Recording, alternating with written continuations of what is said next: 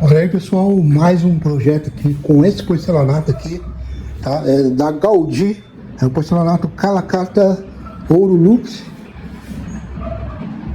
bem bonito esse porcelanato. Só que a pia ela vai ser bem estreitinha. O apartamento é pequeno, então ela tem que ter de largura 35 centímetros. Então vamos ver o que a gente consegue fazer com essa largura, tá? O cliente quer uma pia de esculpida, né? Vamos ver se a gente consegue fazer. Vai ficar pequeno, já falei pra ele, mas não tem como. Então é isso aí. Então bora, já vou cortar a peça aqui com 35 de largura e vai ter 75 de comprimento. Essa peça é 80 por 80.